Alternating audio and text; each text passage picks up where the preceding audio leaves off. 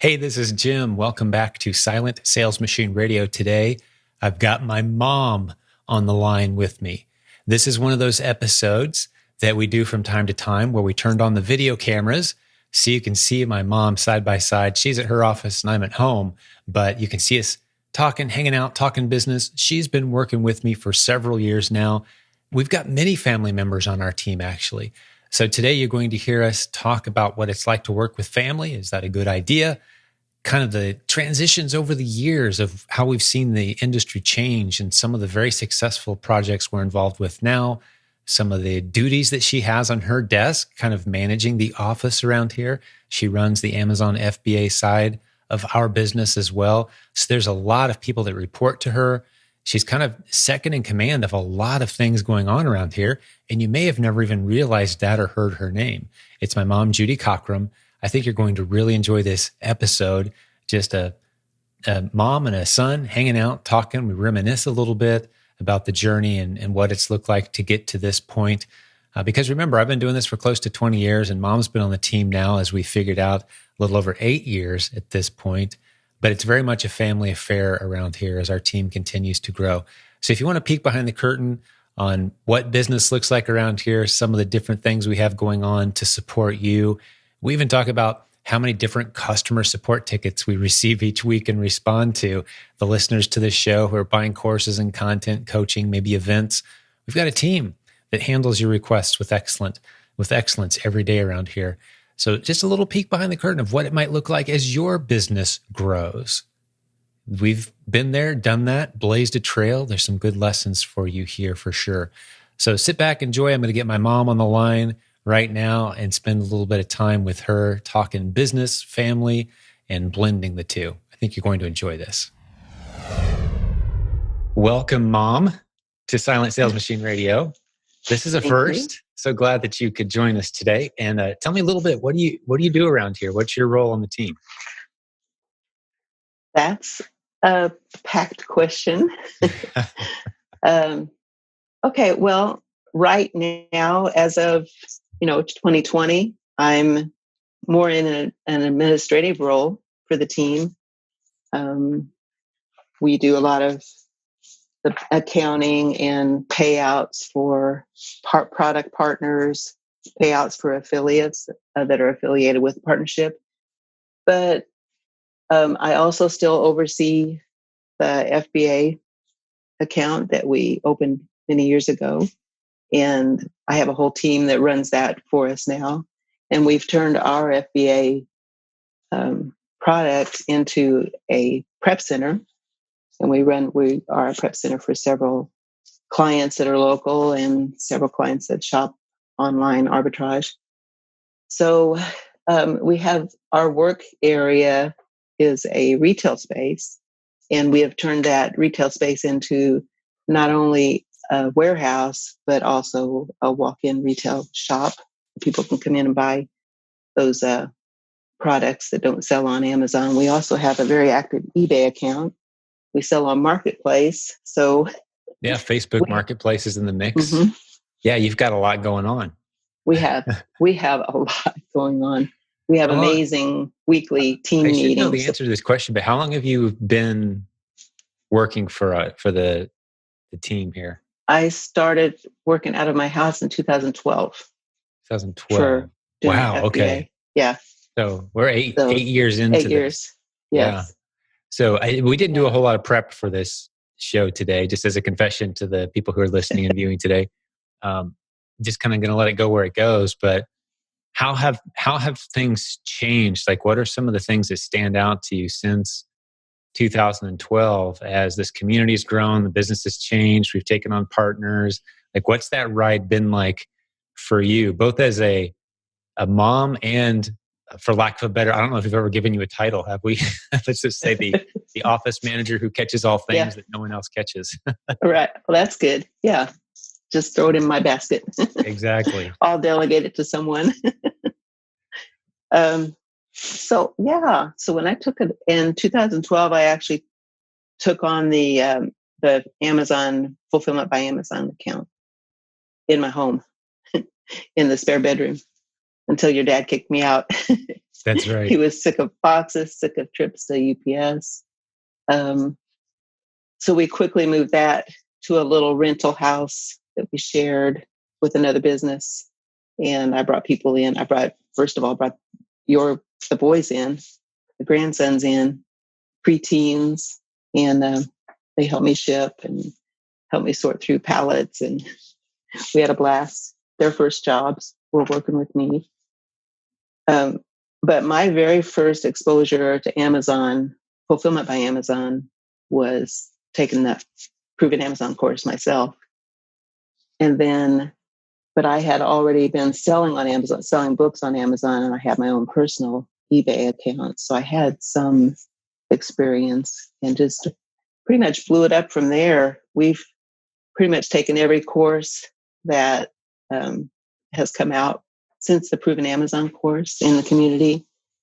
I stay pretty involved in the Facebook group, My Silent Team Facebook group. Try to catch up on the courses as they come out, or at least get someone on my team to take the course and summarize it for me. Right. But we have grown into testing. We have proven or tested just about every course that's come out. Yeah, that's right. We love testing ground for a lot of this stuff. Yeah. When you say team, I bet a lot of people are curious. I've never really broken down.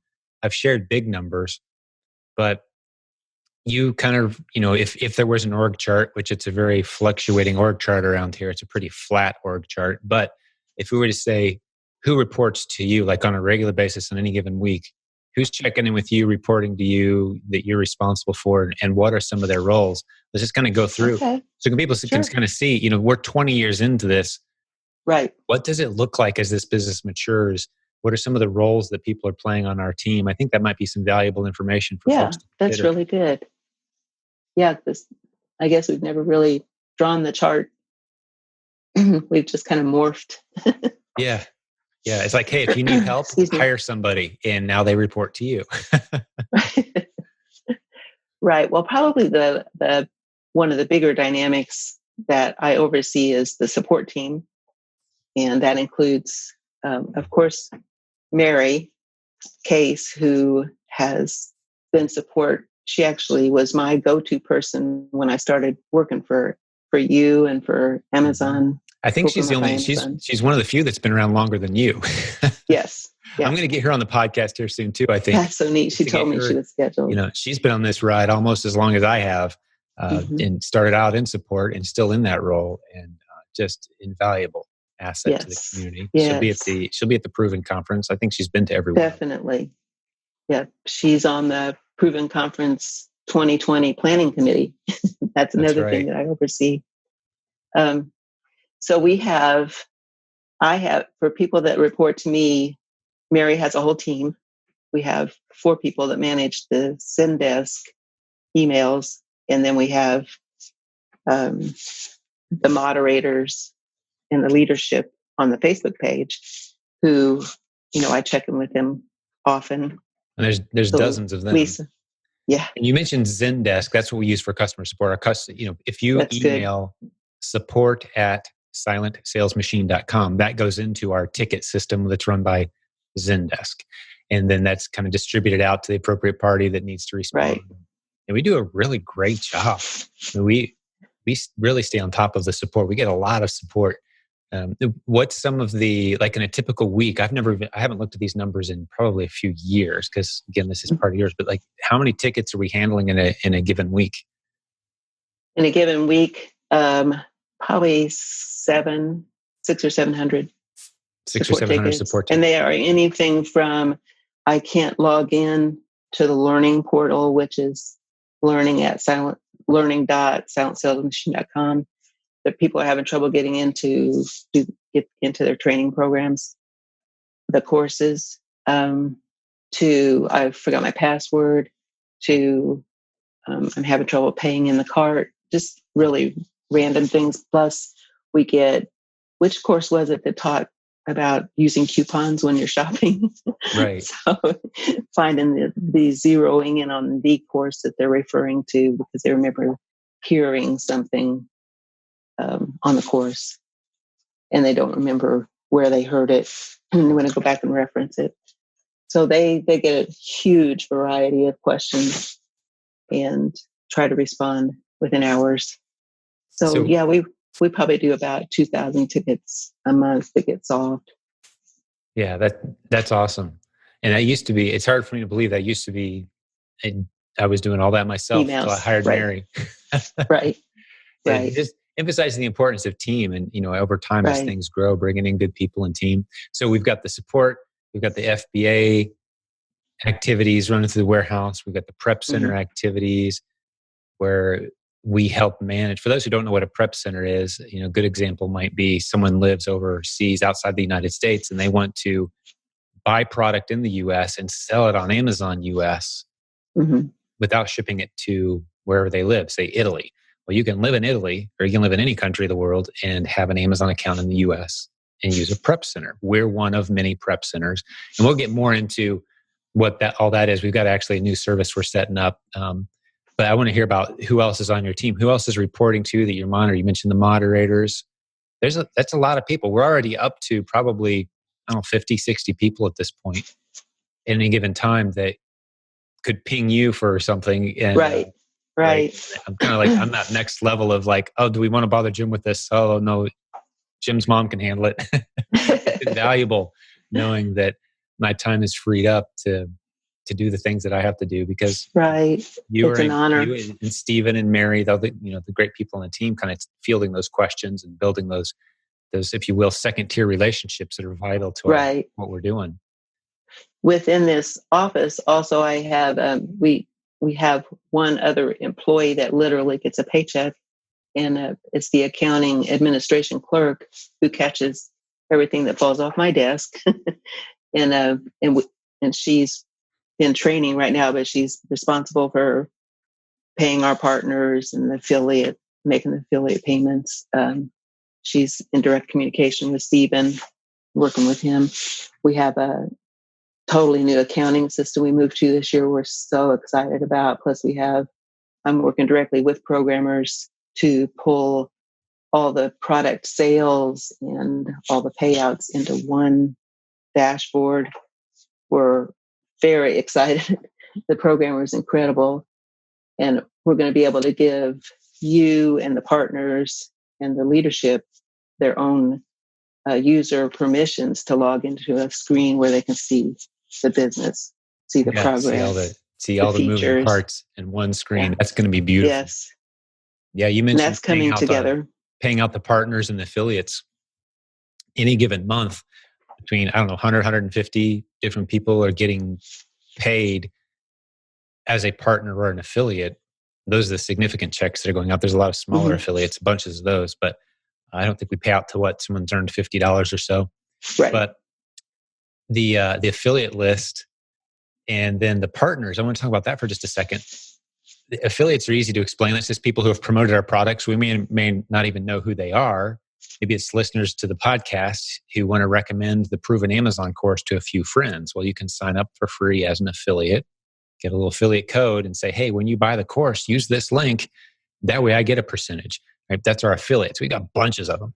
Any given month, there's a bunch of them earning a check. But then our partners are the people who create the content for us and with us. And that's a long list of people too. I love seeing that partner report every month. It's all the great creative leaders in our community who are making content. They've come to us with a great idea. We've tested it out. We've proven that it works. There's that word proven. And then we roll it out to the community, and the partner gets a percentage of every course sale made in exchange for being a leader on that concept and answering questions. It's a really cool arrangement. But after doing it for 15, 18, coming up on 20 years, it's a pretty long list of partners any given month. It is. And that's part of your role is managing that as well. So it Right. starts to feel like you're a bit underpaid. You ever feel underpaid? Oh, wow. We have to have that discussion. It is a lot when you start discussing it or putting it on paper. It's a lot of responsibility, but I truly love to delegate. I love discovering people's giftings and turning things over to them and then trusting them with it. That's what the word delegate means, in trust. I just love that word and I love that role. So within this building, then I have Ruben, who is my guru on the Fulfillment by Amazon side. And we have grown just since September, just since last year's conference, the Proven Conference. We have grown 15 new clients for the Prep Center. We have them from Australia, China, all over the country. They're sending us. Excuse me. So right outside your office where you're sitting, we've got inventory lining on the shelves, and right, and then of course continually growing the FBA business that we've had all along.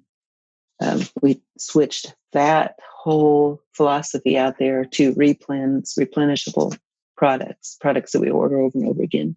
So it's kind of a well-oiled machine right now. We have 3 shoppers. We use WhatsApp to communicate. And when we're low on something, we put it out there and the shoppers race to be the one to buy it. And,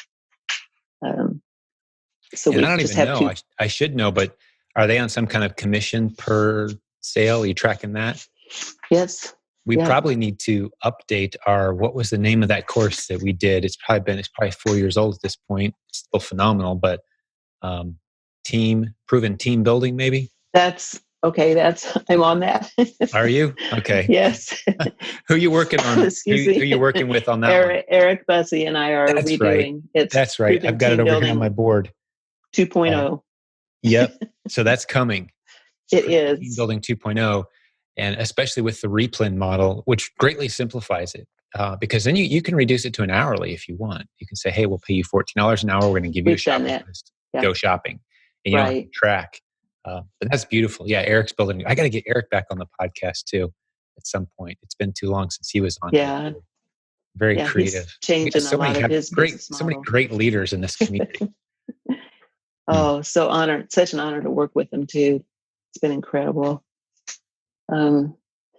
So when we moved into this location, it's like I said, it's in a very tiny town in Indiana, and it's the retail strip mall was kind of dead. We moved in and remodeled it just a little bit and kept our retail space, but turned everything else into offices and warehouse.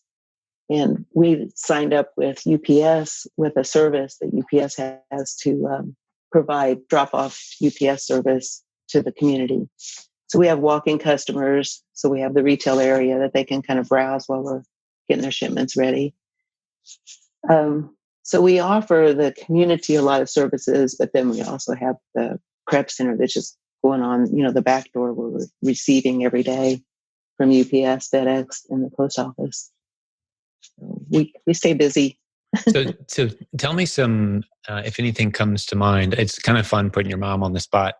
Although no one's listening right now, tens of thousands of people will be listening eventually. So I know you're going to feel a little nervous, you'd said, but you're doing great. But curious, what are some of the highlight stories? Like, it's been, it's been over, you said 2008 or 2012. You said 2012, 8 years ago. Right. So, we're coming up on 10 years here, not before too long. Tell me some of the highlight stories. Like, what stands out to you? Maybe some of the moments as a mom, or even as someone who's always had a passion for entrepreneurship and business. And I'm sure I got most of that from you growing up, because I've certainly always had it. Just share some highlight stories that pop into your mind.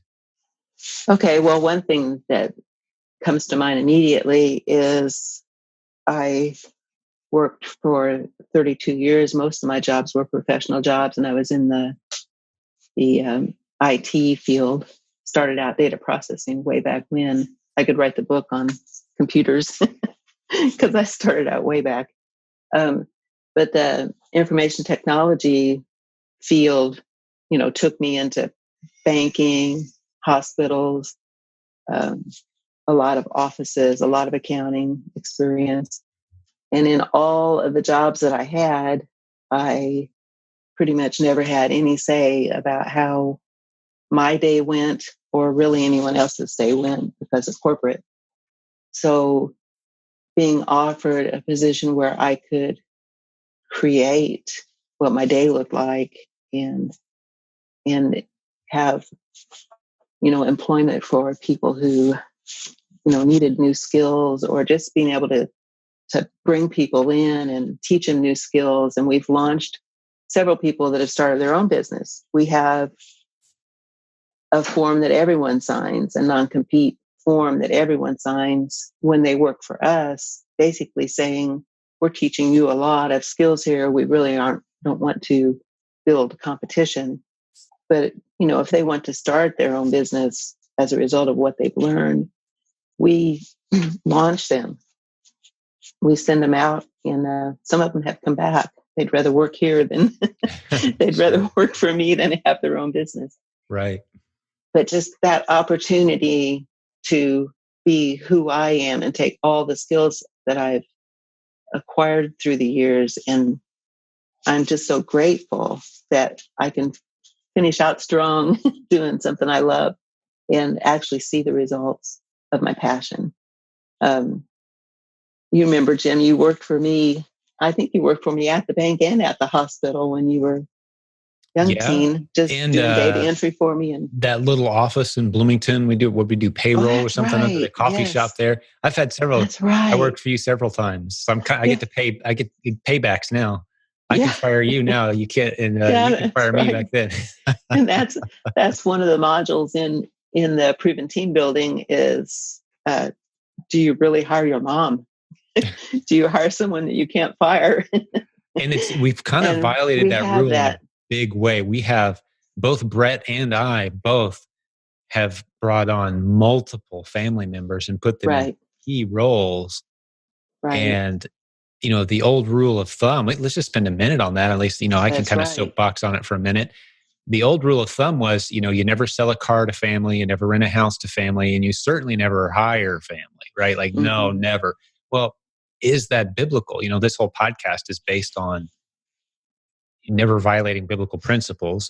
And of course, people with all sorts of worldviews listen, but that's the platform we've built very successfully upon. And I just recorded an episode a few days ago talking about the world's longest longitudinal study of human behavior and business success is the Hebrew people who subscribe to these biblical principles. So it's not like we're just doing it out of some loyalty to some ancient book. These are proven strategies. But you look at, what does the Bible say about building something with family? And there's actually a study on it. So see if I can remember the name of the study. It's one of Lapin's studies. I think it's called The Coming Flood, something along those lines. It's his talk about Noah's Ark and how that is a model in the Hebrew tradition. That is a model of how you build during a time of cultural decline or cultural uncertainty. You want to build a business and build structure using family. And Noah's Ark is the blueprint for that, with about 50 incredible lessons built in that I'm not going to go into. So that convinced me very early on that I'm going to ignore that traditional advice that you don't bring in family and instead take lessons from that story, which is you build something that family can very easily step into. Those people that God put closest to you, he did that for a reason. They have a role to fill. And that's how you build generational stability. And, and we used to understand that culturally. I think he points out all of the businesses that are named Smith and Sons, Johnson and Sons. And he talks about, well, why not daughter? Well, he goes into the reasons, but just all these generational family businesses, the power of that, you can leverage the power of the name and the reputation. And, on that note, our son Chase just went into the military basic training here just a couple of days ago. Your grandson, my oldest son. And one of the things I put in the last note I gave him and stuck in his pocket was, the most valuable thing you're taking with you is the reputation that your name carries. Protect it, carry it with pride. And if you can leverage an understanding of that and put it back into business somehow and serving well, you bring in family. Now, if you've got a dysfunctional black sheep uncle and you're trying to rescue him from a series of terrible choices, I wouldn't recommend hiring that guy necessarily. Right. But if you've got a fairly stable family member who subscribes to like-minded values, bring them in for sure. We've got so many married couples in this community, for example, that are doing this together and just thriving, enjoying it. You've got other couples that, she does her thing, he does his thing, and they're thriving just as well. I'm not saying you have to bring in family, but given the opportunity, I think, well, we've got 8 years of track record. It's working really well. Right. We've had all the kids come through the business. We've got the kids involved Exactly. still, various degrees. Yeah, we've got plenty of proof that works when done well. Right. What comes to mind as I share those stories? Well, for some reason, I just recalled you sitting at your little TRS-80 Radio Shack computer designing programs when you were maybe 13 or 14, 15. That's right. I was such a nerd. Let me see. I've got, see if I can find it since you brought it up. Keep talking. I'll be back in like 3 seconds. That's no problem. So standing over your shoulder and watching you have a passion for something that I had a passion for, I just feel that really shared vision for doing something great with what became, of course, the internet. It's just, I remember I felt like I was launching you into a vision that I'd had for, I know we had several conversations, especially when you were a teenager, about people being allowed to be freer to start their own business. And we always had the discussion about serving other people. We both just had that same heart. And it was just such a gratefulness in the home. And we just wanted to give back because of what God did for us, for our family. Our past was rough and your childhood was rough. But when we got our heads on straight and started serving God properly, it felt like the whole family was turned around and the whole vision of the family was shaped. And so we've kind of been on the same journey all along, although I have to say that I was concerned initially, and your dad was very concerned initially when you homeschooled and when you launched your own job. You got we'll go into that story in a second. From Microsoft. I want to hear what kind of things you guys were saying, because I don't know if you've actually told me the full story there. I knew you guys were a little nervous, but I was way more nervous, and so was Andrea. So I don't know that we cared a whole lot what everyone else thought at that time. That's been 17, good. Yes, 17 plus years ago, 18 years ago almost. But yeah, you mentioned me sitting at the computer on Saturdays. I'm actually, this is the magazine. If anyone had the old TRS-80 computers, I actually bought a copy of this on eBay recently. October 1985. The rainbow meant something entirely different back then, believe it or not. Yes. It was a symbol of, it was the name of the color computer. That was the symbol for the color computer. And it was, I programmed in BASIC and won some programming contests. And in this issue, I'm actually published for, I'm one of the nerds published as a programming contest winner. So I bought a copy of this for old time's sake. But yeah, I started out very early, and I would spend my Saturdays, pounding away on a computer trying to program.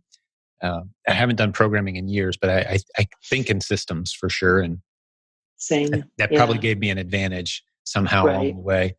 Right. Although I convince people all the time now they don't need technical skills to succeed. I've never used any of those technical skills on my way to success beyond just understanding maybe what the computer's capable of, right? Somehow a little bit, but even now it continues to amaze me, and it's well beyond my ability to track and comprehend. But so share some of the story. Like let's go back in time 17 years, because at that time. I had a great job selling Microsoft software, and that's a good 6-figure stable career path kind of thing. And then suddenly, zero job. I'm going to use the internet creatively to build multiple income streams, everybody. And here we go. No more career for me. No resume. And what was that like as a mom and dad to hear me make that decision? It was exciting because I could see you were following your passion, but it was fearful because at the time, I think our image of starting a business probably fell into a pretty common opinion that, every business that you start fails within the first 5 years. Yeah. So 98% chance. And there's and there was no funding. And I can remember, you always had little businesses going on the side, even though you were working for the man at the time. You always had little businesses. So we comforted ourselves with the fact that you saved all that bubblegum machine money and were able to use it for an adoption. You really had a business, a very growing side business. So that kind of reassured us. And I knew you had the knowledge and the skill, but I didn't know if you had the financial backing that it would take, to support a family. And so that was my big fear. And we certainly didn't. In retrospect, I rolled the dice way more than I realized I did in that moment. I don't know that I would take the same risk now, given the same circumstances. If it was one of my kids and I knew all the details, I would probably be the guy trying to talk them out of it. But it worked out, and it worked out great. Right. And I would say it's so much easier now than it was then. I didn't have the Proven Amazon course or a 55,000 member Facebook group. Facebook wasn't even around yet. You were kind of feeling your way through in the darkness and with scams around every corner, and learning to recognize the difference between a scam and someone who really knew what they were talking about. And eBay was it. That was it. It was eBay or nothing, as far as any kind of predictable stability. So that's where we built, that's where we pitched our tent, and those early successes were there. And I remember the phone calls, you telling me, and I get those occasional phone calls where you tell me the progress of the business, which I absolutely love every one of the calls. But I remember at one time you said, I have 10,000 people on my email list.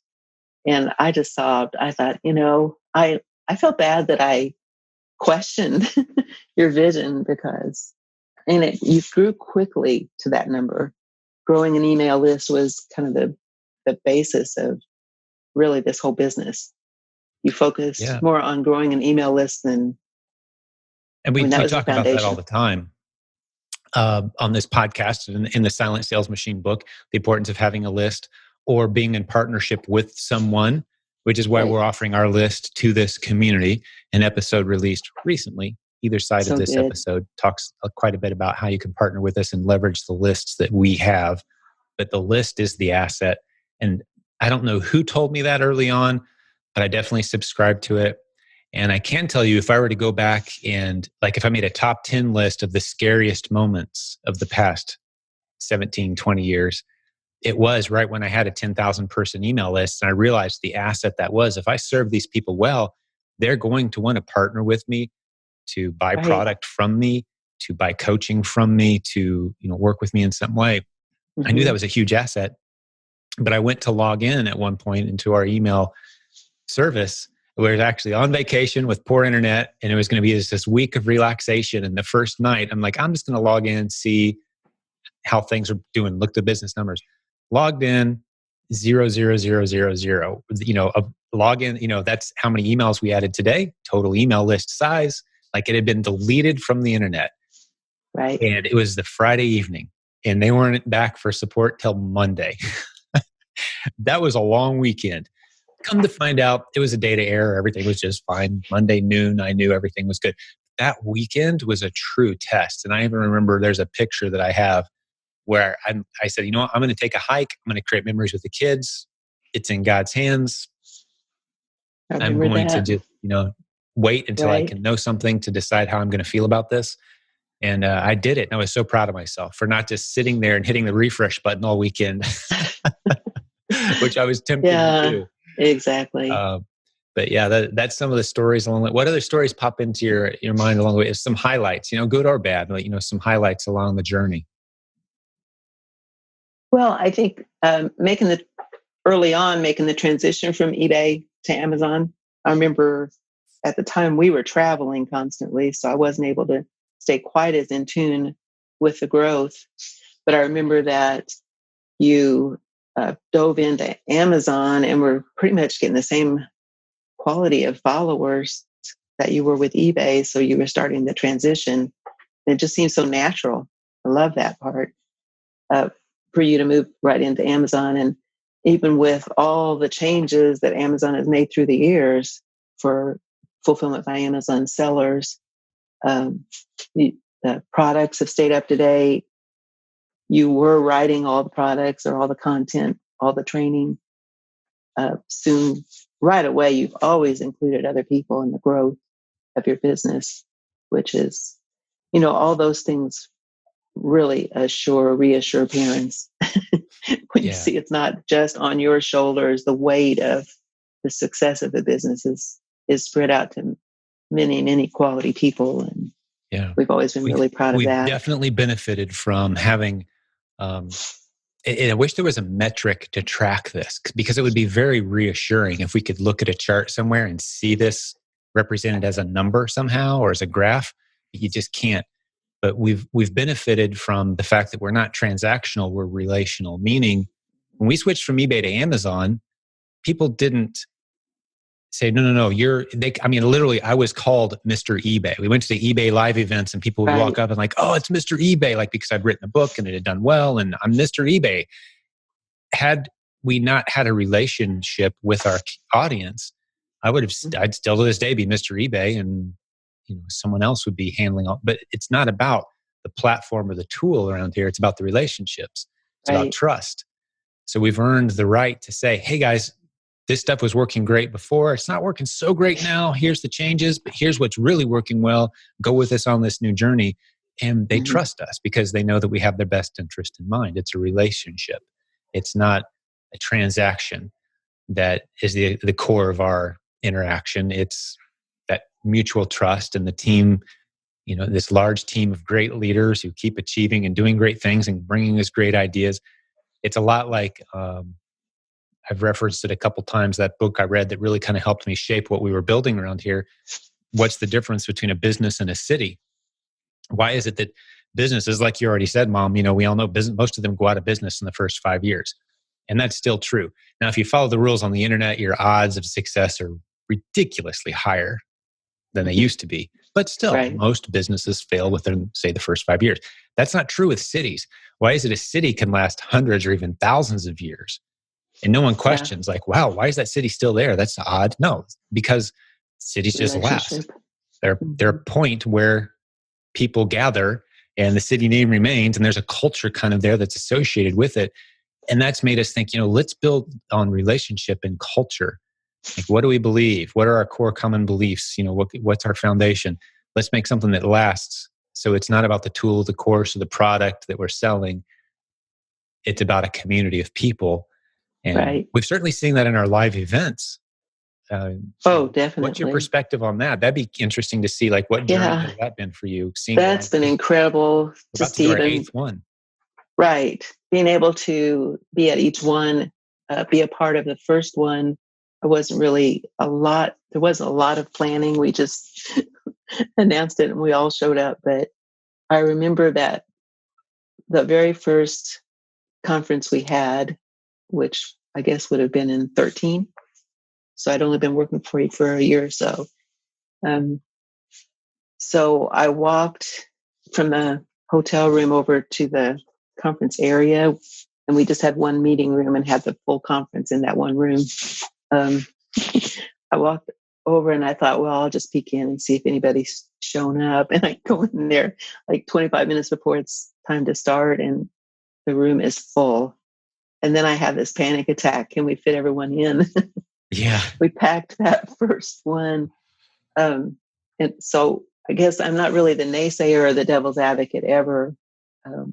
But I do throw caution out if I'm, if I see a concern.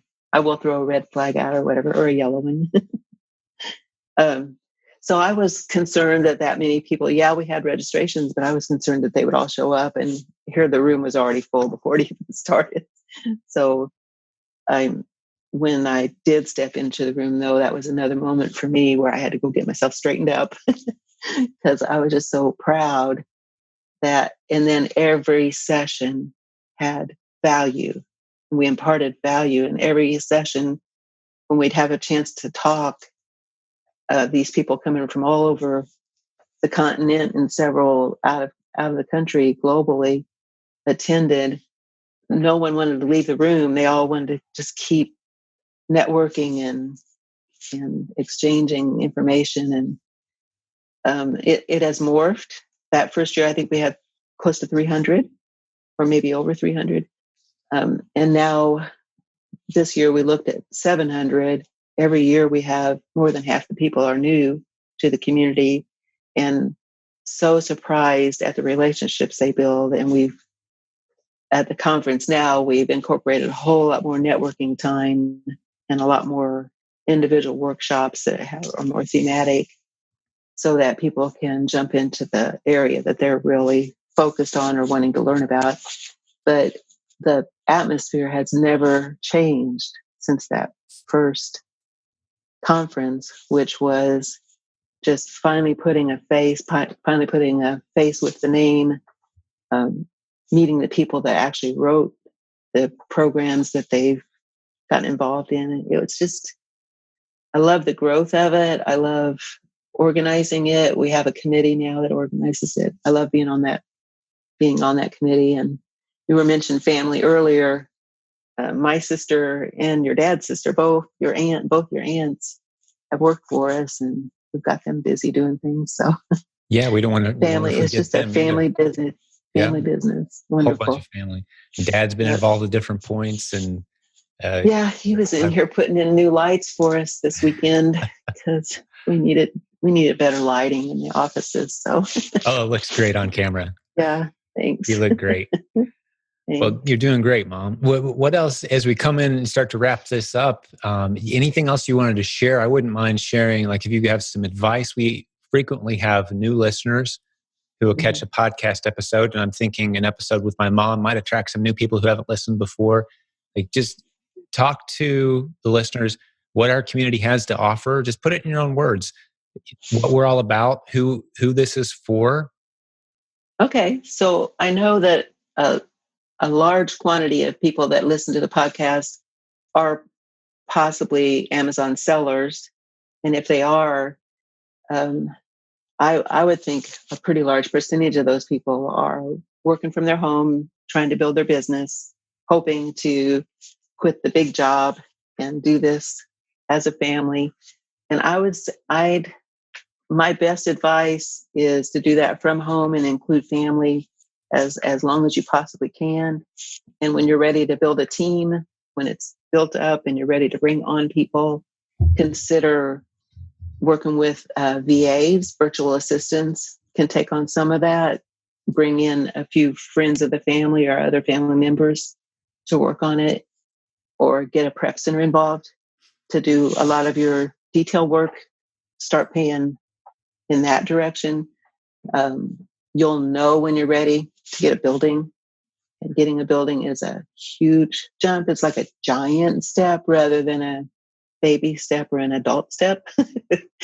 And because I feel like we wanted to do this and we did it and we've done it successfully, but it's been a big burden to have a building and the cost of a building, when we probably could have partnered with a prep center or partnered with some sellers. I'm not afraid of partnering with competitors. That's, why can't we just pull this together and we'll make something bigger out of it? So my advice for someone who's just starting out is to definitely jump in to the community, the Facebook community, My Silent Team, FBA, so Amazon sellers, Amazon FBA sellers, My Silent Team. The link will be in the show notes. There you go. Nailed it. Jump into that community and see what kind of questions people are asking as soon as you can afford to get the Proven Amazon course, because every new course that comes out that references building your business gets added to the Proven Amazon course eventually as it applies to selling on Amazon.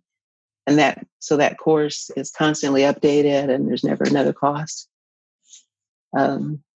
We try really hard to jump into all those trainings. We listen to the podcast as often as we can to stay up to date as a team. And as you build a team, set aside a time for everyone to come together, and each person has some say, and start acting on those ideas and suggestions. We've we've made it work because we all are invested. Everyone that works for me. I have contract team members that get paid and get a 1099 at the end of the year, and I have an employee that gets a W-2. There's so many different business models that come out of this, and we've had people come and go. Like I mentioned, some people have started their own business and moved on and come back. So I don't know, just enjoy the journey. My whole life concept is enjoy the journey, enjoy it today, celebrate today, live today, and be grateful for today, and pour into other people so that they can be a part of what's happening. Yeah, gratitude and serving certainly are core principles here, for sure. We have so much to be grateful for. And we really do. We've proven pretty well that we're good at serving. I mean, the list of success stories and people that rely and trust us, rely on us, trust us. It's phenomenal to look back at, and sometimes it feels like all we've done is lay the foundation too. It does. We sense the potential growth here constantly. We're in constant preparation mode for growth. Pretty incredible to look back at how far we've come, and we still feel like we've kind of just laid a foundation for even more growth. So you've done a great job, Mom. Appreciate your help. Thanks. For the listeners, I want to reference a couple of resources. It just popped in my head that so Daniel Lapin training I was referencing earlier about the lessons from Noah's Ark. Pretty sure it's called The Gathering Storm. It just popped into my head. I think I called it something different earlier. But if you look up Lapin Gathering Storm, that has lessons for incorporating family into business. And then the Prep Center Network. We haven't talked about that yet. Tell me a little bit about that. We alluded to it a little earlier, but we have a prep center. There's dozens, maybe 100 or more at this point. There used to be like 2 or 3. Now there's hundreds of prep centers with different advantages and specialties. So you can have your product prepped by a third party, if you will. Instead of shipping it to your house, you can ship it to a prep partner. And we're going to be, not only do we offer these services on our own, so maybe you can tell people how they can check into our prep center, but we don't want to be just self-serving here. There's a large network of prep centers. Talk to us a little bit about what we've got planned here. Okay. We realize that there are quite a few people trying to do prep center services for Amazon sellers. And we know that we're not alone. In fact, I've been on the phone with several of them, just ask them, how do you do this? How much do you charge? Tell us the pitfalls, because we didn't want to jump into a blind. But Amazon sellers they get to a place where they really need someone to step in and help. And a prep center is one way. So they can ship, around here, they either ship everything, they order online and ship everything straight to us, and then we ship it to Amazon shelves or ship it to the sellers, direct customers, merchant fulfill, and send it out of here. And we're sending products to Amazon every day and sending products to customers every day out of here, and have 15 clients. And it didn't take long for us to build up to 15 clients. So I'm thinking that there's a lot of people out there that would love to be a prep center just to supplement what they're doing. They're already doing it every day. They might as well be serving several sellers. So it was very easy growth for us. But there are several prep centers out there who are, they may be doing a really excellent job, but they don't have leads. They don't know how to advertise or promote what they're doing and build up their business.